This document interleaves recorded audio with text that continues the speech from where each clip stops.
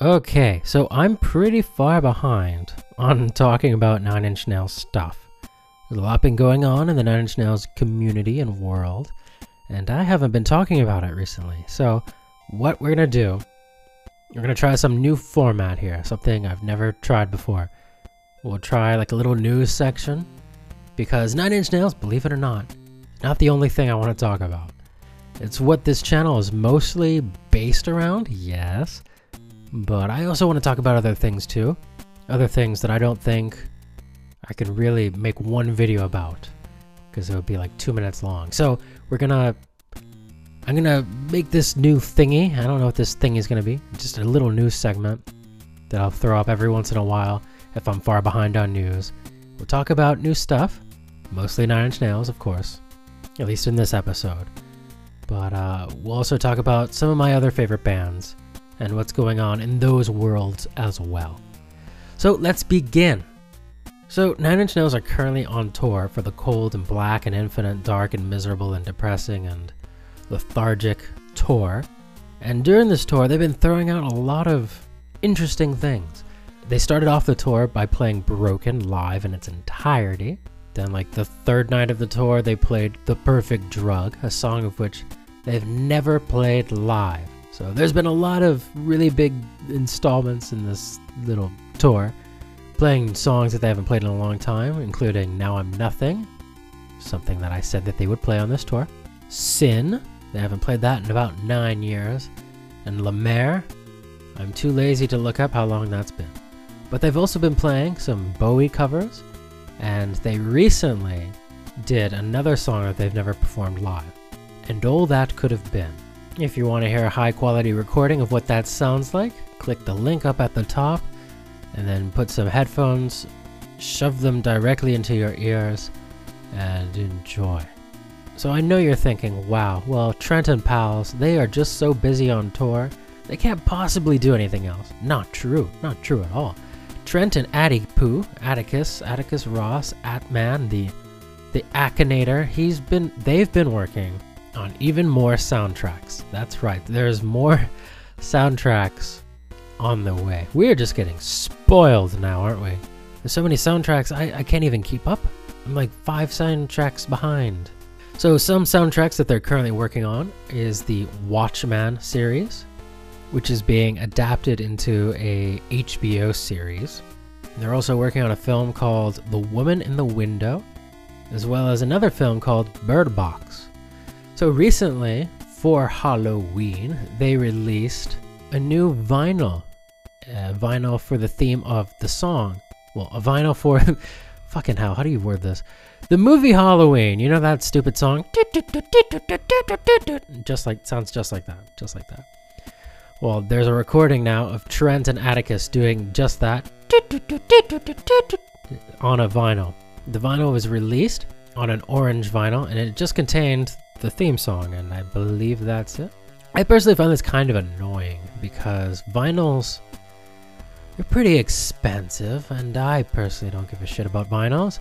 Why couldn't they have just released this onto a mini disc like they did for the extra bonus tracks on Broken? Think of how cool that would have been if you had just received a little itty bitty mini disc with the Halloween theme on it, done by Trent and Atticus. That would have been so cool. I know some people will be quick to point out, hey, CD punk, no one's a grandpa like you. People don't still listen to CDs. I understand not everyone still listens to CDs, but you know what? At least that is more convenient to listen to than a fucking vinyl record. And it's a lot cheaper too.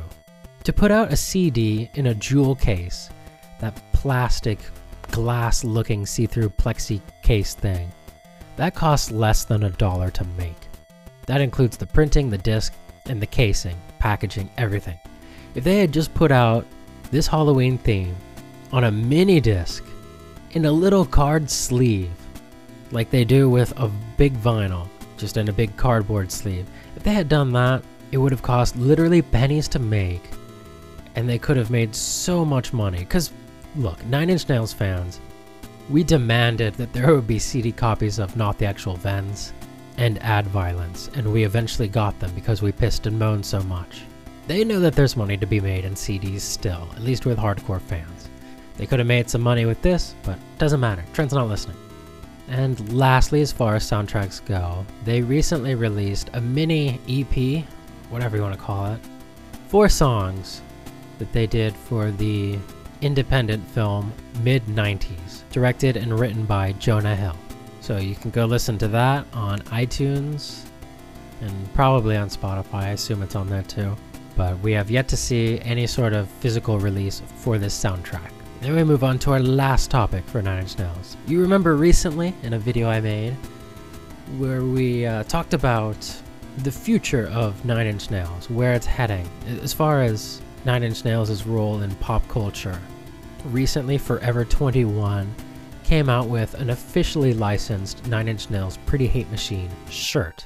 And we talked about whether or not this means that 9 Inch Nails is going to become one of those modern classic rock bands like the Rolling Stones or the Beatles or Nirvana even, where people wear the shirt with the logo on it and half of them couldn't even tell you 5 songs by that artist.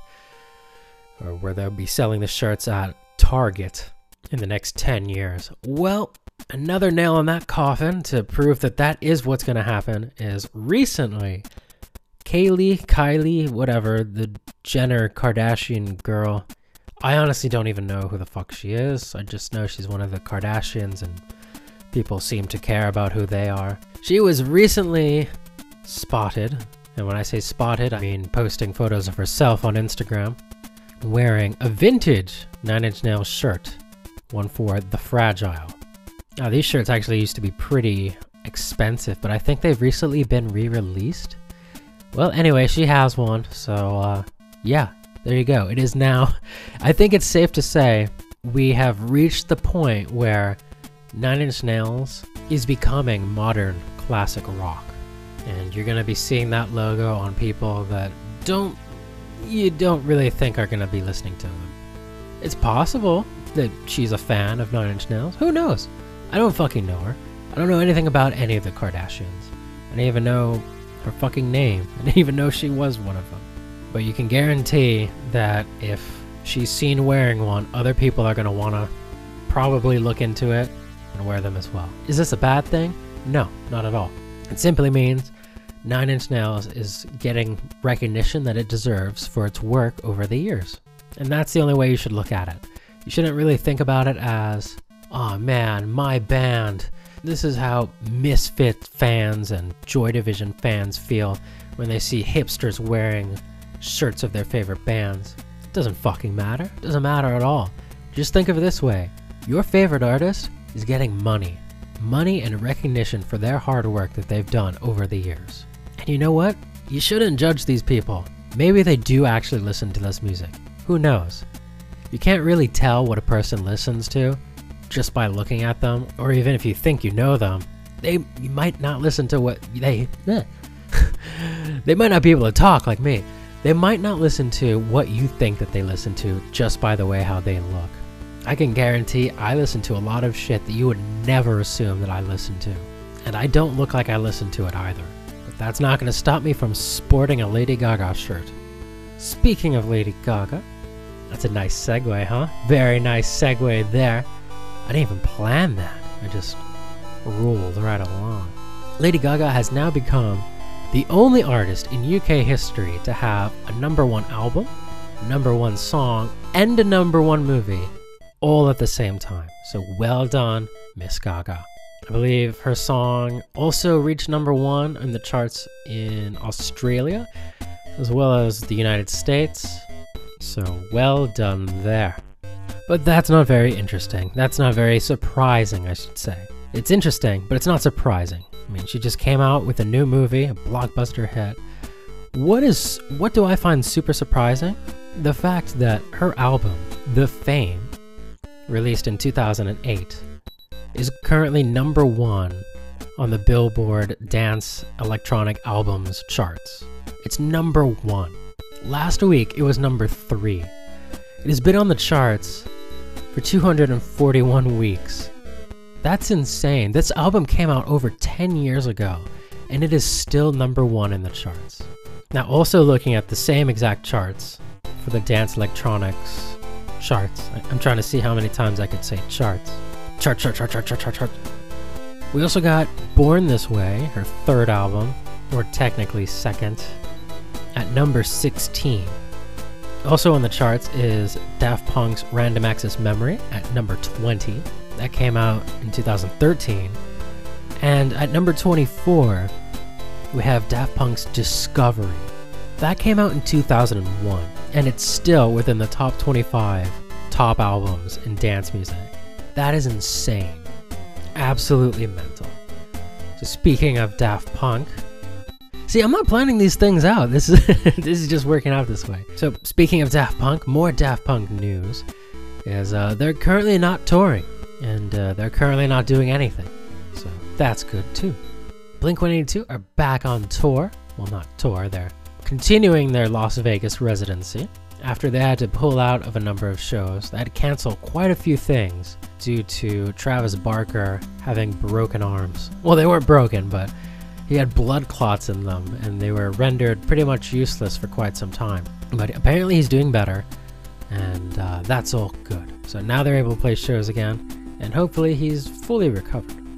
Okay, so this next part is going to require a little bit of an explanation. Blink-182's last album, California, was released in 2016. It was produced by John Feldmann. You might recognize John Feldmann as the lead singer, guitarist for the band Goldfinger. But these days he does a lot more of production work in the studio. He's produced albums for All Time Low, The Used, Panic at the Disco, 5 Seconds of Summer, and of course, the last Blink album. So Blink-182 are currently working on a new album, a follow-up, the second album including Alkaline Trio guitarist, singer Matt Skiba as a replacement for original guitarist, singer Tom DeLonge, you know, because he's chasing aliens at the moment. So they're working on that, and recently both Mark Hoppus and Travis Barker of Blink-182 unfollowed John Feldmann on Instagram. Now, up until this point, up until the unfollowing, the last few months, they've been all three members, or everyone involved, I should say, has been, you know, showing photos on social media of them in the studio with John Feldmann. Well, after they unfollowed John Feldmann on Instagram, Mark Hoppus has since renovated his home studio, and they've shown pictures of someone else working in the studio with them. I don't know who the fuck that is, but it's not John Feldmann. But John Feldmann has posted photos of inside the studio, Mark's new studio. And there's also been photos of him in it. So I don't know what the fuck this means. Maybe they were just sick of following him on Instagram and just tired of seeing posts of his kids all the time. I don't know. I have no idea what it means, and none of it really matters. And lastly, Travis Barker recently tweeted a picture, a rather awkward one and unflattering one, of Tom to Tom. He sent a photo of Tom to Tom along with the text, "Where are you?" To which Tom replied, "I am the voice inside your head."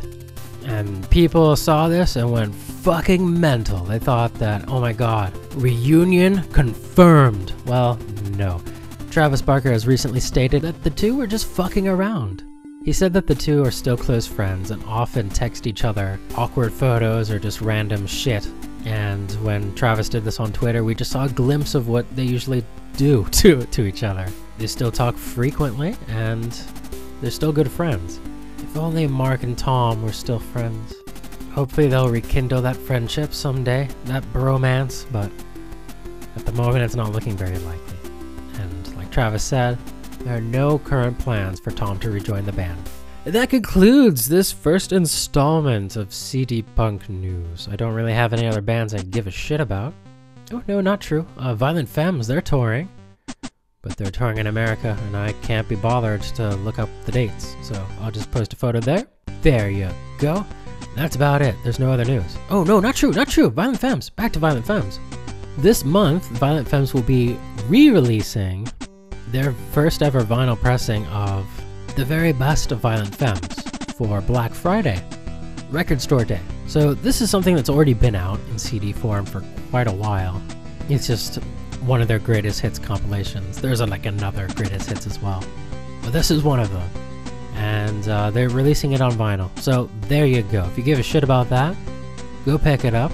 I personally don't care about vinyl, so I will be skipping it. I'll just stick with the CD, thank you. And yeah, that's it. That's all I care about, so that's all I'm going to talk about. Oh, not true. There's one more thing. Manson recently came out with a dildo. So if you ever had an urge to fuck yourself with a dildo with Manson's face on it, you can now do so for the reasonable price of $125. It comes in a cute little bag, so you can bring it with you on the go. That'll be great fun. Keep in mind, Christmas is coming up, so that's Grandma's present sorted. Okay, so that's officially it. I'm officially out of news. No more news. So what did you think about this? Did this work? Was this interesting? Was it anything? It was a video, but was it any good? I don't know. Appreciate your thoughts, your comments, concerns, everything. All. Send it to me all. If you enjoyed the video, there is more, I should say.